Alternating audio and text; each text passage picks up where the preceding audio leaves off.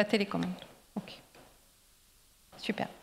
Donc, merci beaucoup pour l'invitation. Quelques chiffres pour essayer déjà de poser le problème sur les situations au cours desquelles on va se poser la question de patients sous anticoagulants qui vont devoir arrêter les anticoagulants pour pouvoir bénéficier d'une intervention, d'une chirurgie réglée. On ne parle pas du tout d'urgence. Et en ayant extrapolé un certain nombre d'éléments sur également une enquête qui a été faite au Maroc, il faut considérer qu'à peu près 50 000 personnes, 50 000 patients sous anticoagulants devront bénéficier de cette réflexion de bridging ou pas bridging.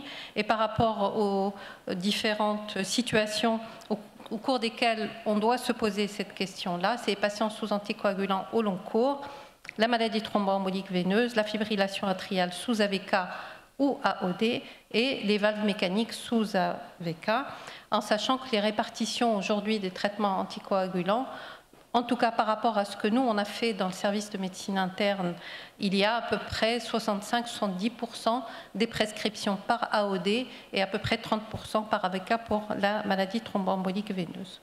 Alors c'est une équation bien sûr multiple variables, multiples entrées. Et au-delà du fait qu'il va falloir réfléchir sur « j'ai mis mon patient sous anticoagulant parce qu'il est à risque thrombotique et je vais arrêter les anticoagulants, donc je vais l'exposer à un risque de thrombose, mais je suis obligé d'arrêter les anticoagulants pour ne pas l'exposer à un risque hémorragique en rapport avec la procédure ». Donc sur cette équation, les nombres d'entrées dont on va avoir besoin, c'est savoir bien sûr quelle est l'indication de l'anticoagulant, le type d'anticoagulant, ainsi de suite. Les éléments qui se distinguent et qui font, on va dire, les grands ténors, on va dire, des variables de l'équation, il manque un S, je m'excuse, un multiple, c'est l'indication de l'anticoagulant, bien sûr, et de ce fait-là, le risque thrombotique qu'ont les patients. Les patients ne sont pas égaux, même si on les traite de la même manière, le risque thrombotique à l'initial n'est pas le même. Le type d'anticoagulant, sa pharmacocinétique, et surtout, le type de chirurgie avec le risque hémorragique inhérent à cette chirurgie. Je vous rappelle que, de manière très générale, le risque thrombotique dans la FA, il est drivé par le CHA2 et qu'on va considérer que c'est essentiellement à partir de 2-3 en fonction des équipes qu'on va être en très haut risque thrombotique. Et parmi les facteurs drivant justement ce risque, c'est l'antécédent thrombotique ou l'antécédent d'AVC qui est le plus important. L'âge également est un élément important. Pour la maladie thromboembolique veineuse, c'est essentiellement les 3 premiers mois de traitement, voire le premier mois de traitement au cours desquels le patient est fortement exposé à une récidive thrombotique. Et au-delà de ces éléments qui sont plus connus, on met en avant le caractère surtout proximal de la thrombose, ça c'est vraiment très important, récent, moins de 3 mois et surtout moins de 1 mois, et certaines grosses thrombophilies à très haut risque thrombotique, notamment le SAPL et le déficit en antithrombine. Pour le risque hémorragique, en général, il est lié au patient, mais on s'en fiche un petit peu parce que le patient il est sous anticoagulant au long cours et donc on a déjà géré le risque hémorragique. C'est vraiment le risque de l'intervention et ça, ce n'est pas vraiment à nous de le déterminer. Et vous avez ici un certain nombre d'éléments qui vont nous aider à dire qu'on est à risque modéré ou à risque élevé de hémorragie. Et bien évidemment, c'est avec tous ces éléments-là qu'on va décider qu'est-ce qu'on propose aux patients. Alors, quand les patients sont sous AOD, est-ce que ça vaut le coup d'arrêter de l'AOD, de mettre bridgé essentiellement une HBPM? Pourquoi?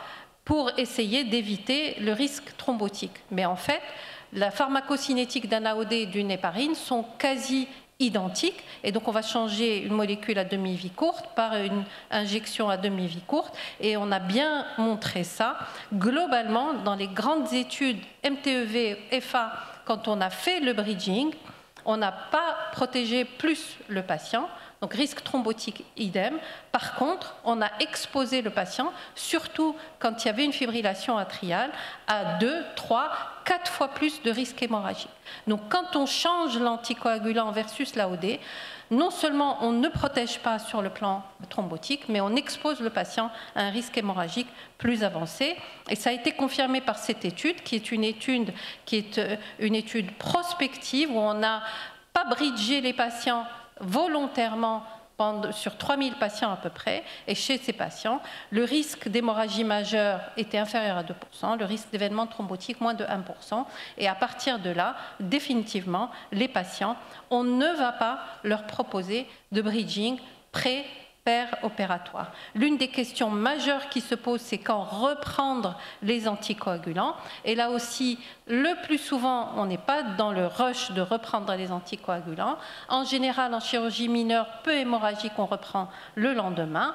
En chirurgie majeure à risque hémorragique, il faut se concerter avec le chirurgien en général pour savoir quel est son ressenti sur le risque hémorragique. Et si les recommandations disent qu'on peut reprendre à J2, souvent on peut se donner 24 heures de plus pour reprendre l'anticoagulant de manière standard. Pour les AVK, on va aller plus vite, pour les AVK, le bridge AVK a été fait. Quand on a une fibrillation atriale, on ne réduit pas le risque thrombotique. Vous voyez qu'il y a non-infériorité. On augmente le risque hémorragique, 2 fois plus d'hémorragie. Et donc, à partir de là, il va falloir cibler les patients à haut risque thrombotique pour pouvoir leur proposer un bridging. La pharmacocinétique n'a absolument rien à voir. Bien évidemment, les AVK mettent 2 ou 3 jours et c'est pas sûr à disparaître de l'organisme. Et quand on doit bridger, on ne bridge pas en préopératoire, on bridge en post-opératoire, en général 2-3 jours après. Et souvent, dans les 2 premiers jours en post-opératoire, on va mettre plutôt une HBPN à visée prophylactique avant de mettre du curatif, juste pour couvrir les 2 premiers jours en post-opératoire. Et les facteurs de risque majeurs aujourd'hui qu'on va considérer comme nécessitant un bridging, c'est une MTEV inférieure à 1 mois ou très proximale, surtout en embolie pulmonaire, un antécédent d'AVC de moins de 3 à 6 mois et un fort score de Schatz-Vasc, ce qui n'est pas sûr dans les recommandations.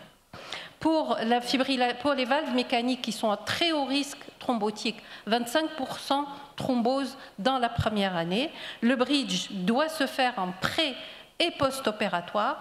En général, dans ces contextes, on va utiliser une HBPM, hors de question d'utiliser un HNF, parce qu'on a besoin d'au moins 3 jours pour avoir un bon TCA, et dans 30% des cas, le TCA ne va pas être réglé dans le suivi et post-opératoire. Donc on va utiliser une HBPM, ça donne le même saignement que HNF et ça donne 2 fois moins d'événements thrombotiques. Donc dans ce contexte-là, le switch et le bridge est obligatoire à cause de la pharmacocinétique des AVK. HBPM curatif préopératoire, arrêté comme pour les AOD 12 à 24 heures avant l'acte chirurgical et post-opératoire, la demi-dose sur 48 heures et la full dose après avec l'AVK et en surveillance INR. Donc, pas de bridging pour AOD, définitivement. Reprise post-opératoire concertée, possiblement retardée. On peut prendre 24 heures, la majorité des cas, pour proposer aux patients. Le moins de relais possible avec AVK. On arrête les AVK. Et on les reprend à J2 ou même J1 quand on est à faible risque hémorragique. Pas d'HBPM en préopératoire et en post-opératoire plutôt prophylactique en attendant que l'AVK agisse. Et pour les valves mécaniques et éventuellement le SAPL, HBPM préopératoire à arrêter 12 heures avant et une reprise post-opératoire prudente en allongeant, si on veut être prudent, la période prophylactique. Je vous remercie. Merci beaucoup. On a eu quand même quelques questions.